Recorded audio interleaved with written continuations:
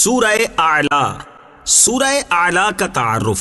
مقام نزول، سورہ اعلیٰ مکہ مکرمہ میں نازل ہوئی ہے۔ آیات، کلمات اور حروف کی تعداد: اس سورت میں ایک رکوع، 19 آیتیں، 72 کلمے اور 291 حروف ہیں۔ اعلیٰ نام رکھنے کی وجہ: اعلیٰ کا معنی ہے سب سے بلند، اور اس سورت کی پہلی آیت میں یہ لفظ موجود ہے، اسی مناسبت سے اسے سورہ اعلیٰ کہتے ہیں۔ سورہ اعلیٰ سے متعلق 3 احادیث۔ نمبر 1، حضرت نعمان بن بشیر رضی اللہ تعالی عنہ فرماتے ہیں، اور یہ حدیث مسلم شریف میں ہے، حضور پرنور صلی اللہ تعالی علیہ وآلہ وسلم عید الفطر، عید الاضحیٰ اور جمعہ کی نماز میں سبح اسم ربک الاعلی اور هل اتاک حدیث الغاشیہ پڑھا کرتے تھے، اور جب عید جمعہ کے دن ہوتی تو دونوں نمازوں میں ان سورتوں کی تلاوت فرماتے تھے۔ نمبر 2، حضرت عائشہ صدیقہ رضی اللہ تعالی عنہا فرماتی ہیں، اور یہ حدیث ترمذی شریف میں ہے، نبی کریم صلی اللہ تعالی علیہ وآلہ وسلم وتر کی پہلی رکعت میں سبح اسم ربک الاعلی اور دوسری رکعت میں قل یا ایھا الکافرون اور تیسری رکعت میں قل هو اللہ احد پڑھا کرتے تھے۔ نمبر 3، حضرت علی المرتضی کرم اللہ تعالی وجہہ الکریم فرماتے ہیں، نبی کریم صلی اللہ تعالی علیہ وسلم اس سورت سبح اسم ربک الاعلی سے محبت فرماتے تھے۔ سورہ اعلیٰ کے مضامین۔ اس سورت کا مرکزی مضمون یہ ہے کہ اس میں اللہ تعالیٰ کی وحدانیت اور اس کی قدرت کو ثابت کیا گیا ہے، اور اس میں یہ مضامین بیان ہوئے ہیں۔ نمبر 1، اس سورت کی ابتدا میں ہر نقص و عیب سے اللہ تعالیٰ کی پاکی بیان کرنے کا حکم دیا گیا، اور اللہ تعالیٰ کی قدرت، وحدانیت اور علم و حکمت پر دلالت کرنے والے آثار ذکر کیے گئے۔ نمبر 2، یہ بتایا گیا کہ اللہ تعالیٰ نے اپنے حبیب صلی اللہ تعالی علیہ وآلہ وسلم کے لیے قرآن مجید یاد کرنا آسان کر دیا ہے، اور آپ صلی اللہ تعالی علیہ وآلہ وسلم اسے کبھی نہیں بھولیں گے۔ نمبر 3، حضور اقدس صلی اللہ تعالی علیہ وآلہ وسلم کو حکم دیا گیا کہ آپ قرآن مجید کے ذریعے نصیحت فرمائیں، اور یہ بتایا گیا کہ جو اللہ تعالیٰ اور اپنے برے انجام سے ڈرتا ہے وہ نصیحت مانے گا، اور جو بڑا بدبخت ہے وہ آپ کی نصیحت قبول کرنے سے دور ہٹے گا۔ نمبر 4، یہ فرمایا گیا کہ جس نے خود کو پاک کر لیا، اللہ تعالیٰ کا نام لے کر نماز ادا کی اور دنیا کی زندگی کو آخرت پر ترجیح نہ دی تو وہ کامیاب ہو گیا۔ نمبر 5، اس سورت کے آخر میں بتایا گیا کہ خود کو پاک کرنے والوں کا اپنی مراد کو پہنچنا اور آخرت کا بہتر ہونا قرآن مجید سے پہلے نازل ہونے والے حضرت ابراہیم اور حضرت موسیٰ علیہم الصلاۃ والسلام کے صحیفوں میں بھی لکھا ہوا ہے۔ سورہ طارق کے ساتھ مناسبت۔ سورہ اعلیٰ کی اپنے سے ماقبل سورت طارق کے ساتھ مناسبت یہ ہے کہ دونوں سورتوں میں انسان کی تخلیق اور نباتات سے متعلق کلام کیا گیا ہے۔ بسم اللہ الرحمن الرحیم۔ ترجمہ: اللہ کے نام سے شروع جو نہایت مہربان رحمت والا ہے۔ سبح اسم ربک الاعلی۔ ترجمہ: اپنے رب کے نام کی پاکی بیان کرو جو سب سے بلند ہے۔ سبح اسم ربک الاعلی۔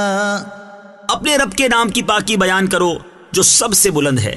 تفسیر صراط الجنان میں ہے، یعنی اے پیارے حبیب صلی اللہ تعالی علیہ وآلہ وسلم، آپ اس بات کو بیان فرمائیں کہ اللہ تعالیٰ اپنی ذات میں، صفات میں، اسماء میں، افعال میں اور احکام میں ہر اس چیز سے پاک ہے جو اس کی شان کے لائق نہیں ہے، اور پاک جگہوں میں عزت و احترام کے ساتھ اللہ تعالیٰ کا نام لیا جائے۔ بعض مفسرین نے فرمایا کہ اس آیت میں سبحان ربی الاعلی کہنے کا حکم دیا گیا ہے، اور حضرت عقبہ بن عامر رضی اللہ تعالیٰ عنہ فرماتے ہیں، جب یہ آیت نازل ہوئی تو سرکار دو عالم صلی اللہ تعالی علیہ وآلہ وسلم نے ارشاد فرمایا، اسے اپنے سجدے میں داخل کر دو، یعنی سجدے میں سبحان ربی الاعلی کہو۔ الذی خلق فسوى۔ ترجمہ: جس نے پیدا کر کے ٹھیک بنایا۔ الذی خلق فسوى۔ جس نے پیدا کر کے ٹھیک بنایا۔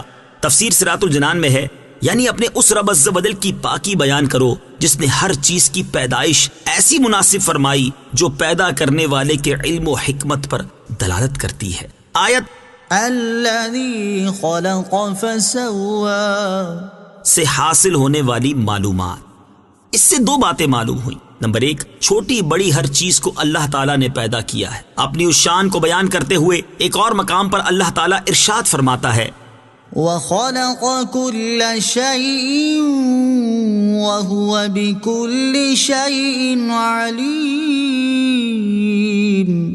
ترجمہ، اور اس نے ہر شے کو پیدا کیا ہے اور وہ ہر شے کو جاننے والا ہے۔ اور ارشاد فرمایا اللہ خالق كل شيء وهو الواحد القهار۔ ترجمہ، اللہ ہر شے کا خالق ہے اور وہ اکیلا سب پر غالب ہے۔ اور ارشاد فرمایا وخلق كل شيء فقدره تقديرا۔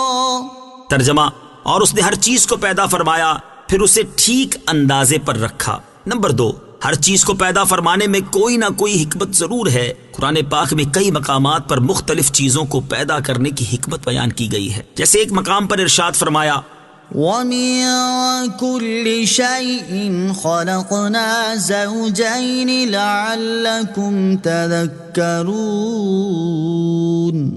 ترجمہ، اور ہم نے ہر چیز کی دو قسمیں بنائیں تاکہ تم نصیحت حاصل کرو۔ اور ارشاد فرمایا اللہ الذي خلق 7 سماوات ومن الأرض مثلهن يتنزل الأمر بينهن لتعلموا أن الله على كل شيء قدير وأن الله قد أحاط بكل شيء علما۔ ترجمہ، اللہ وہی ہے جس نے 7 آسمان بنائے اور انہی کے برابر زمینیں، حکم ان کے درمیان اترتا ہے تاکہ تم جان لو کہ اللہ ہر شے پر قادر ہے، اور یہ کہ اللہ کا علم ہر چیز کو گھیرے ہوئے ہے۔ اور ارشاد فرمایا الذي خلق الموت والحياة ليبلوكم أيكم أحسن عملا۔ ترجمہ، وہ جس نے موت اور زندگی کو پیدا کیا تاکہ تمہاری آزمائش کرے کہ تم میں کون اچھے عمل کرنے والا ہے۔ والذي قدر فهدى۔ ترجمہ، اور جس نے اندازے پر رکھا پھر راہ دکھائی۔ والذي قدر فهدى، اور جس نے اندازے پر رکھا پھر راہ دکھائی۔ تفسیر صراط الجنان میں ہے اس آیت کا ایک معنی یہ ہے کہ اس رب عز و جل کے نام کی پاکی بیان کرو جس نے تمام مخلوقات میں سے ہر مخلوق کو اس کی ذات اور صفات میں صحیح اندازے پر رکھا۔ چنانچہ اللہ تعالیٰ نے آسمانوں، ستاروں، عناصر، معادن، نباتات، حیوانات اور انسانوں کو مخصوص جسامت عطا کی اور ان میں سے ہر ایک کے باقی رہنے کی مدت معین اندازے پر رکھی، اور ان کی صفات، رنگ، ذائقے، بو، حسن، قباحت، سعادت، بدبختی، ہدایت اور گمراہی کی مقدار خاص اندازے پر رکھی۔ اور راہ دکھانے کے بارے میں بعض مفسرین فرماتے ہیں کہ اللہ تعالیٰ نے انسان کو اچھائی، برائی اور سعادت و بدبختی کے راستے دکھا دیے۔ انسان اچھا یا برا راستہ چننے کا اختیار رکھتا ہے۔ یاد رہے کہ اللہ تعالیٰ نے انسان کو راستے دکھا دیے ہیں اور ان راستوں میں سے کسی ایک کو چن لینے پر اسے ایک طرح کا اختیار بھی دے دیا ہے۔ اب اس کی مرضی ہے کہ وہ جس راستے کو چاہے اختیار کرے، جیسا کہ ایک اور مقام پر اللہ تعالیٰ ارشاد فرماتا ہے إنا خلقنا الإنسان من نطفة أمشاج نبتليه فجعلناه سميعا بصيرا إنا هديناه السبيل إما شاكرا وإما كفورا۔ ترجمہ، بے شک ہم نے آدمی کو ملی ہوئی بنی سے پیدا کیا تاکہ ہم اس کا امتحان لیں، تو ہم نے اسے سننے والا، دیکھنے والا بنا دیا۔ بے شک ہم نے اسے راستہ دکھا دیا، اب یا شکر گزار ہے اور یا ناشکری کرنے والا ہے۔ اور ارشاد فرمایا ونفس وما سواها فألهمها فجورها وتقواها قد أفلح من زكاها وقد خاب من دساها۔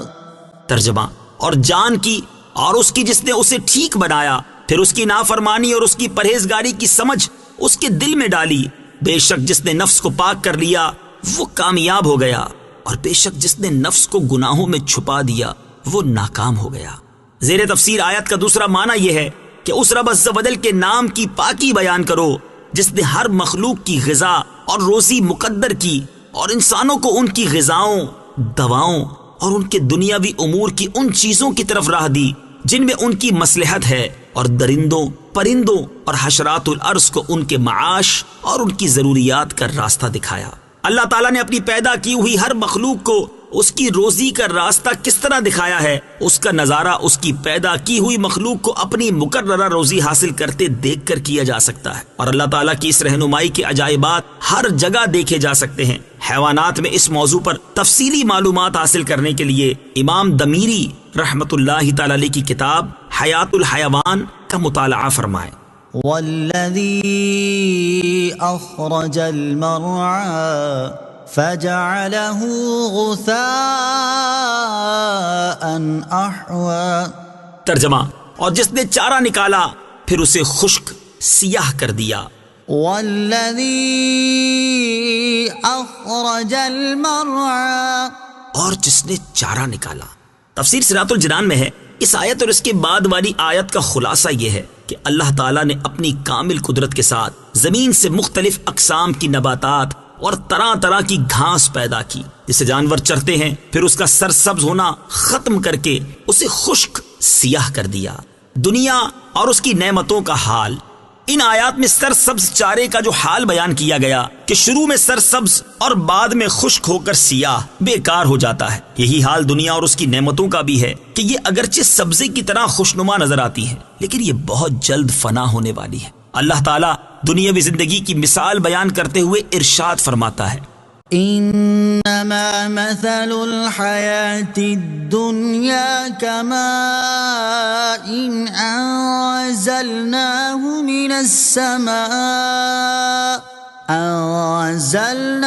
من السماء فاختلط به نبات الارض مما يأكل الناس والانعام حتى إذا أخذت الأرض زخرفها وزينت وظن أهلها أنهم قادرون عليها أتاها أمرنا ليلا أو نهارا فجعلناها حصيدا كأن لم تغن بالأمس كذلك نفصل الآيات لقوم يتفكرون۔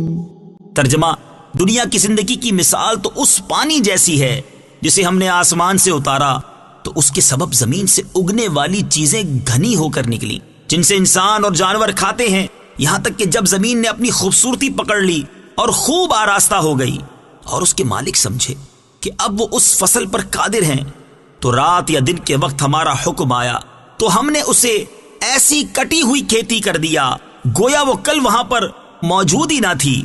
ہم غور کرنے والوں کے لیے اسی طرح تفصیل سے آیات بیان کرتے ہیں، اور جو لوگ آخرت کی بجائے دنیا کی زندگی اور اس کی زیب و زینت کے طلبگار ہیں ان کے بارے میں ارشاد فرمایا، من كان يريد الحياة الدنيا وزينتها نوفي إليهم أعمالهم فيها وهم فيها لا يبخسون أولئك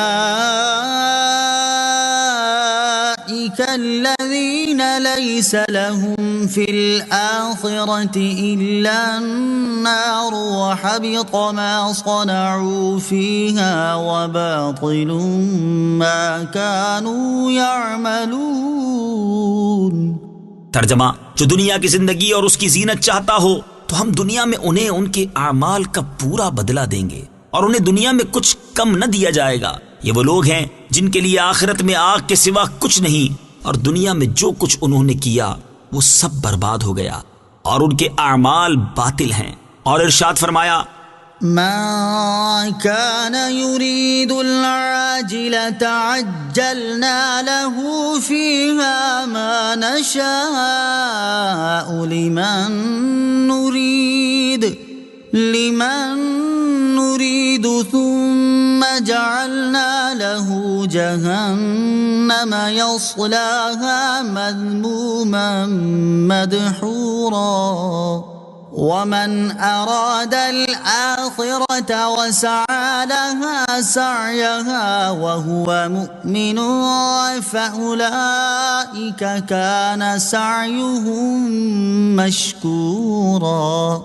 ترجمہ: جو جلدی والی دنیا چاہتا ہے تو ہم جسے چاہتے ہیں اس کے لیے دنیا میں جو چاہتے ہیں جلد دے دیتے ہیں.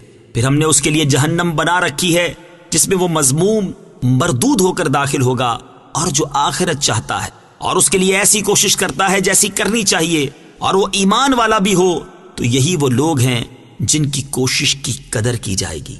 اور ارشاد فرمایا: یا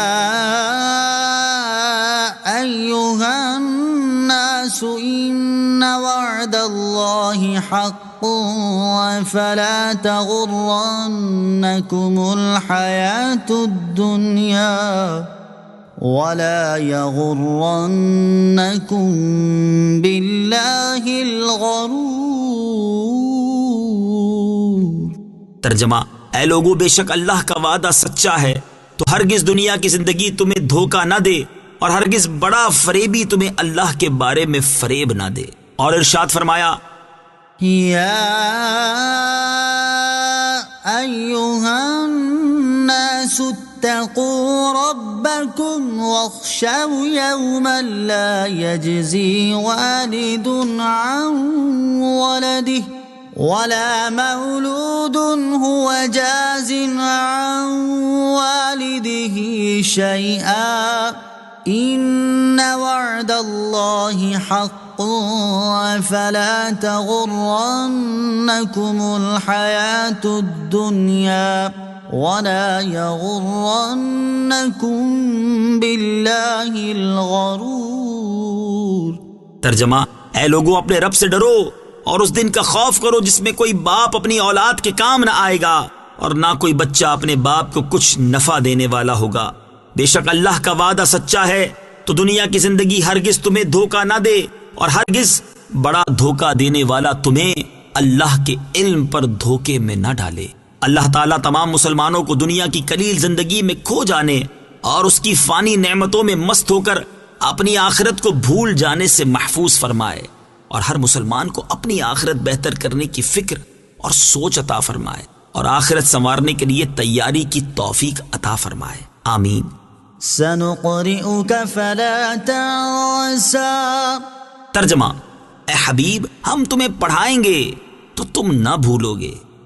سنقرئک فلا تنسى. ہم تمہیں پڑھائیں گے تو تم نہ بھولو گے.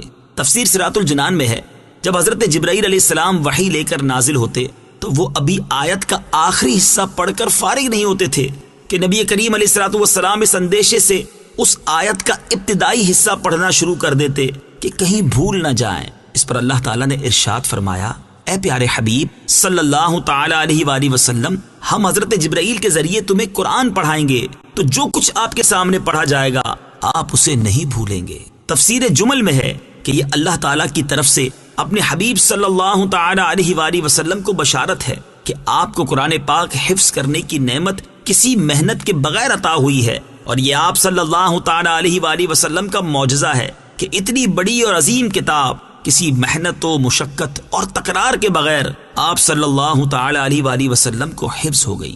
آیت سنقرئك فلا تنسى سے حاصل ہونے والی معلومات۔ اس آیت سے 6 باتیں معلوم ہوئیں۔ نمبر 1، علم اللہ تعالیٰ کی بہت بڑی نعمت ہے۔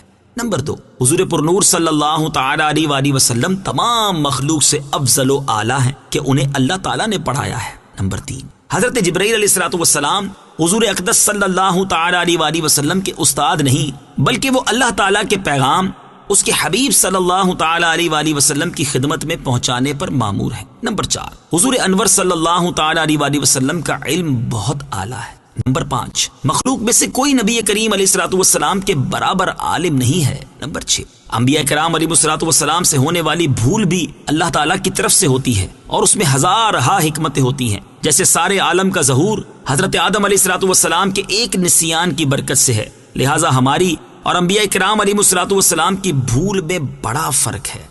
إلا ما شاء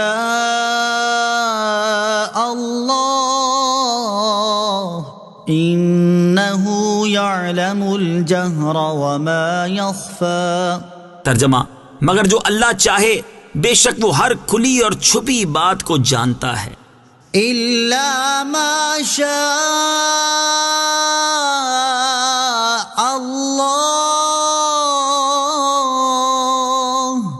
مگر جو اللہ چاہے۔ تفسیر صراط الجنان میں ہے۔ اس استثناء کے بارے میں مفسرین کے مختلف اقوال ہیں، ان میں سے 4 قول درج ذیل ہیں۔ نمبر 1، یہ استثناء تبرک کے لیے ہے، حقیقت میں حاصل نہیں ہوا، اور جب اللہ تعالیٰ نے پڑھا دیا تو اس کے بعد نبی کریم علیہ الصلوۃ والسلام کوئی چیز نہیں بھولے۔ نمبر 2، اس استثناء سے یہ بتانا مقصود ہے کہ اگر اللہ تعالیٰ اپنے حبیب علیہ الصلوۃ والسلام کو کوئی چیز بھلانا چاہے تو وہ اس پر قدرت رکھتا ہے، جیسا کہ ایک اور مقام پر اللہ تعالیٰ نے ارشاد فرمایا، وَلَئِن شِئْنَا لَنَذْهَبَنَّ بِالَّذِي أَوْحَيْنَا إِلَيْكَ۔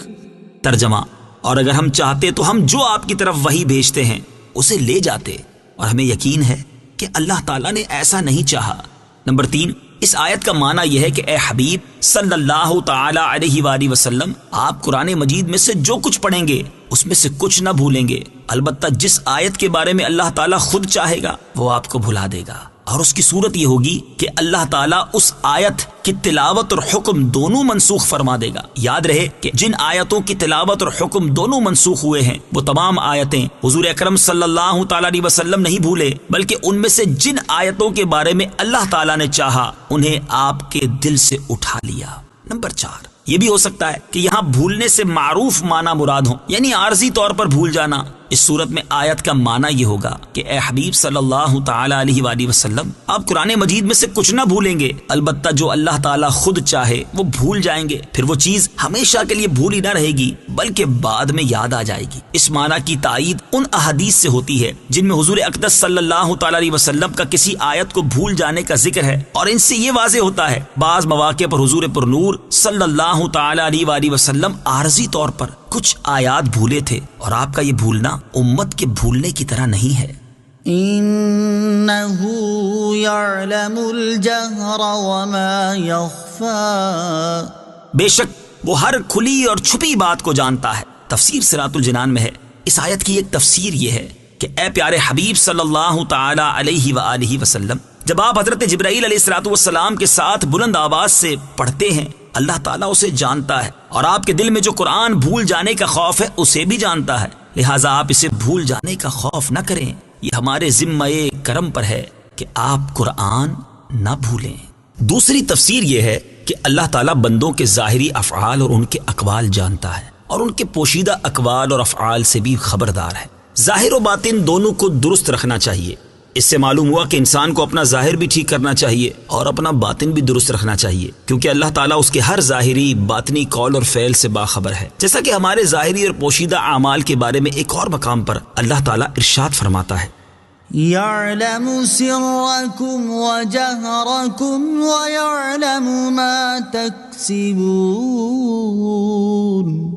ترجمہ، وہ تمہاری ہر پوشیدہ اور ظاہر بات کو جانتا ہے اور وہ تمہارے سب کام جانتا ہے، اور ارشاد فرمایا، إِنَّهُ يَعْلَمُ الْجَهْرَ مِنَ الْقَوْلِ وَيَعْلَمُ مَا تَكْتُمُونَ۔ تكتمون.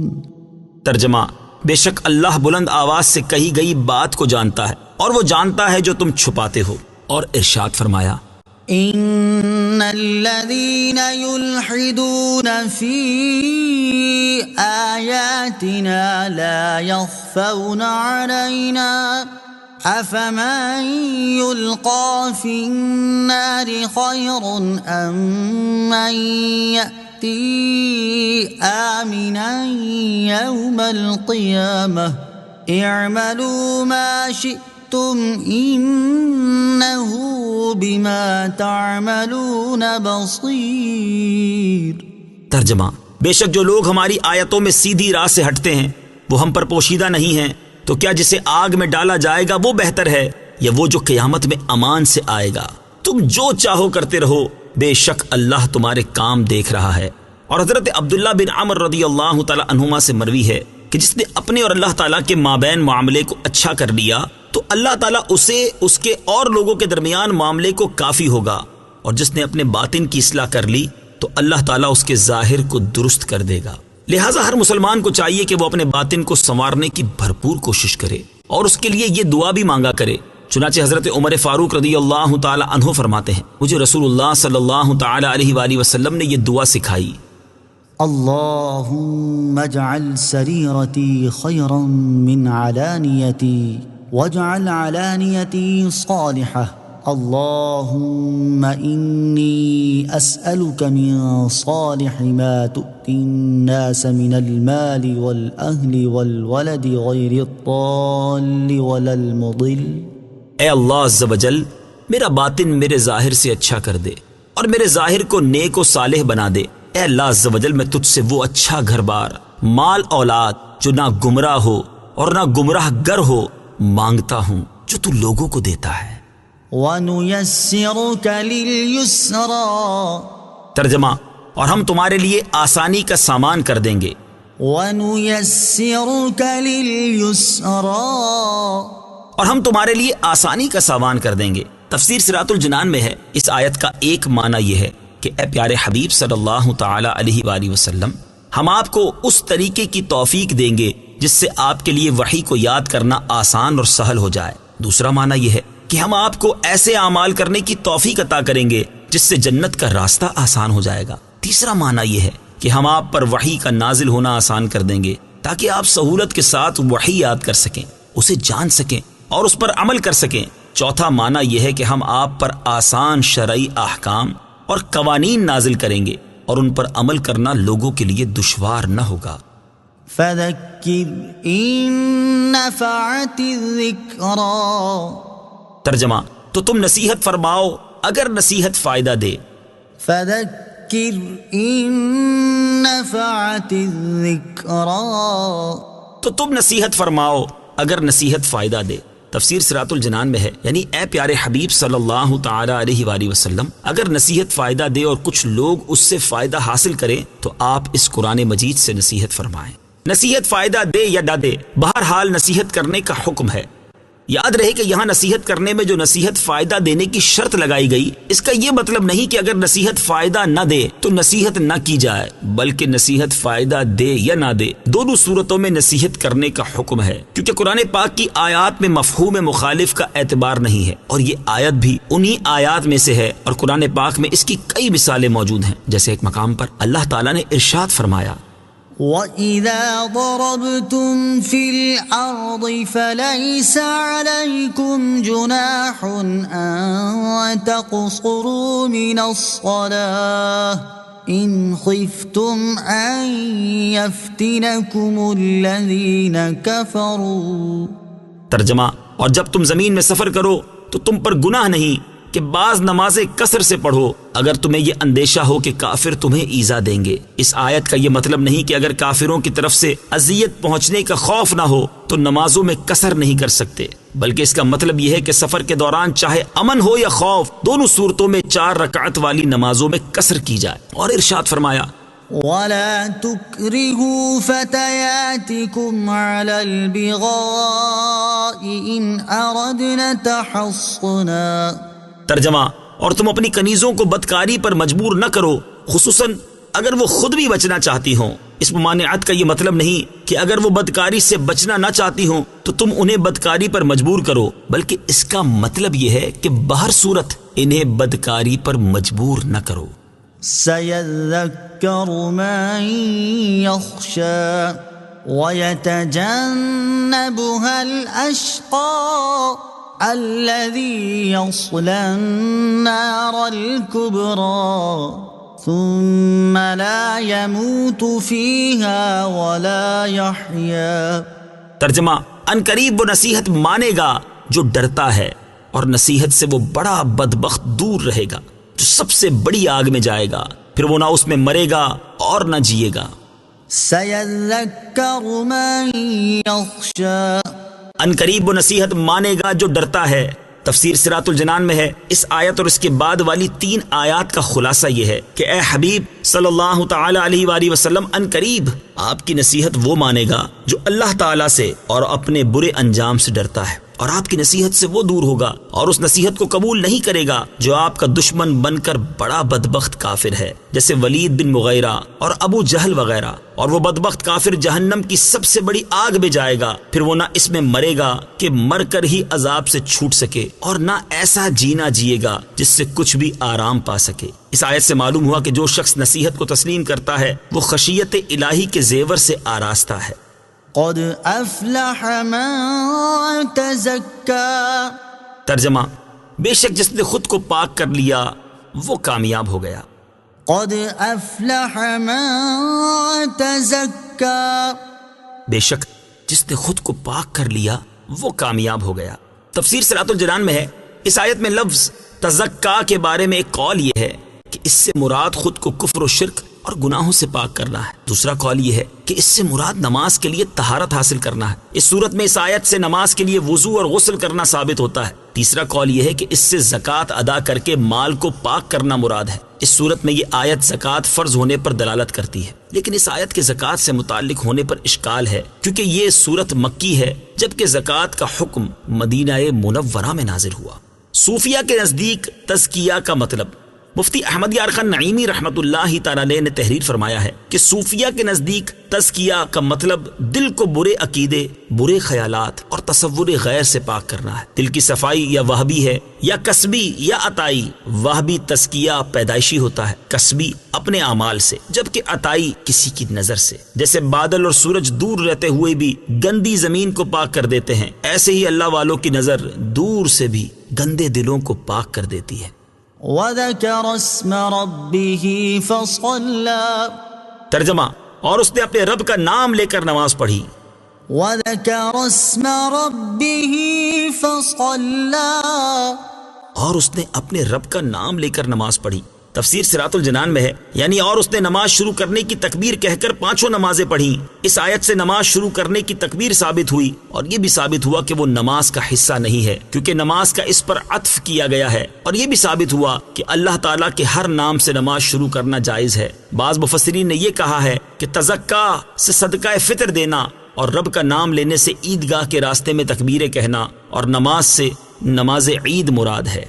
بل تؤثرون الحياة الدنيا والآخرة خير وأبقى إن هذا لفي الصحف الأولى صحف إبراهيم وموسى۔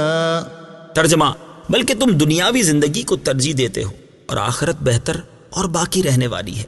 بے شک یہ بات اگلے صحیفوں میں ہے، ابراہیم اور موسیٰ کے صحیفوں میں۔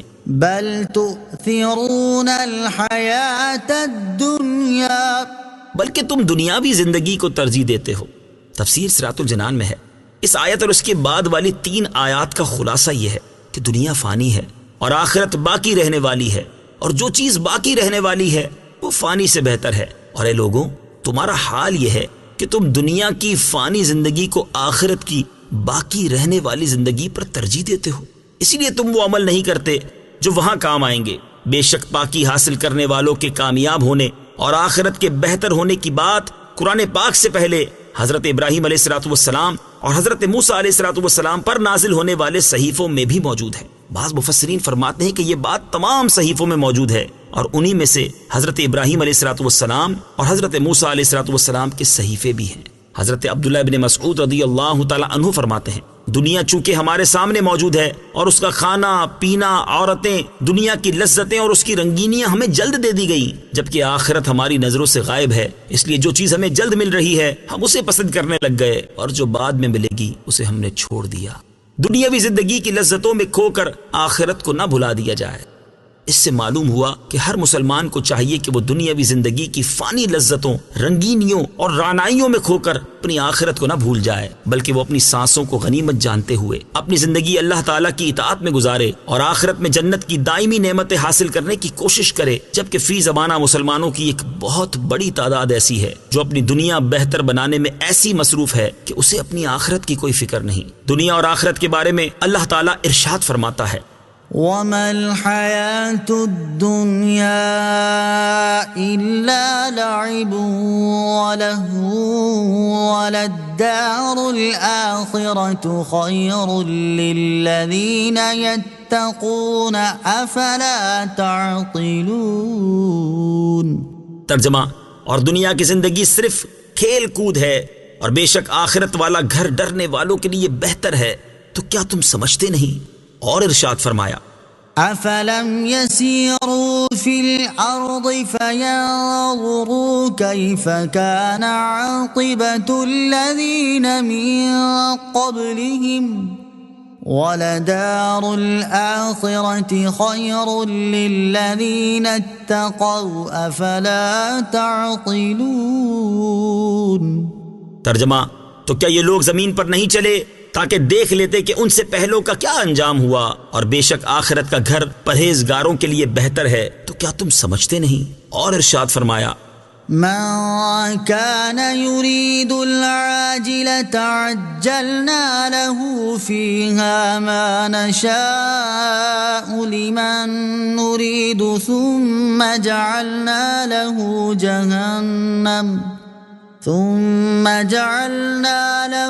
جهنم يصلاها مذموما مدحورا ومن أراد الآخرة وسعى لها سعيها وهو مؤمن فأولئك كان سعيهم مشكورا۔ ترجمہ، جو جلدی والی دنیا چاہتا ہے تو ہم جسے چاہتے ہیں اس کے لیے دنیا میں جو چاہتے ہیں جلد دے دیتے ہیں، پھر ہم نے اس کے لیے جہنم بنا رکھی ہے جس میں وہ مذموم مردود ہو کر داخل ہوگا، اور جو آخرت چاہتا ہے اور اس کے لیے ایسی کوشش کرتا ہے جیسی کرنی چاہیے اور وہ ایمان والا بھی ہو، تو یہی وہ لوگ ہیں جن کی کوشش کی قدر کی جائے گی۔ لہٰذا اے بندے، وَابْتَغِ فِيمَا آتَاكَ اللَّهُ الدَّارَ الْآخِرَةَ وَلَا تَنْسَ نَصِيبَكَ مِنَ الدُّنْيَا وَأَحْسِنْ كَمَا أَحْسَنَ اللَّهُ إِلَيْكَ وَلَا تَبْغِ الْفَسَادَ فِي الْأَرْضِ إِنَّ اللَّهَ لَا يُحِبُّ الْمُفْسِدِينَ۔ ترجمہ، اور جو مال تجھے اللہ نے دیا ہے اس کے ذریعے آخرت کا گھر طلب کر اور دنیا سے اپنا حصہ نہ بھول، اور احسان کر جیسا اللہ نے تجھ پر احسان کیا، اور زمین میں فساد نہ کر، بے شک اللہ فسادیوں کو پسند نہیں کرتا۔ اللہ تعالی ہمیں دنیا کی فانی نعمتوں اور بہت جلد ختم ہو جانے والی لذتوں میں کھونے سے محفوظ فرمائے، اور ہمیں اپنی آخرت کی فکر کرنے اور اسے بہتر بنانے کے لیے خوب کوشش کرنے کی توفیق عطا فرمائے، آمین۔ وَالْآخِرَةُ خَيْرٌ وَأَبْقَى، اور آخرت بہتر اور باقی رہنے والی ہے۔ تفسیر صراط الجنان میں ہے، آخرت کی زندگی دنیا کی زندگی سے بہتر ہے کہ وہاں کی نعمتیں ہر اعتبار سے دنیا کی نعمتوں سے افضل ہیں، اور ان کے حصول میں کوئی تکلیف و مشقت نہ ہوگی، اور استعمال میں کوئی بیماری وغیرہ نہ ہوگی، اور باقی رہنے والی اس طرح ہیں کہ کبھی فنا نہ ہوں گی۔ صدق اللہ العظیم۔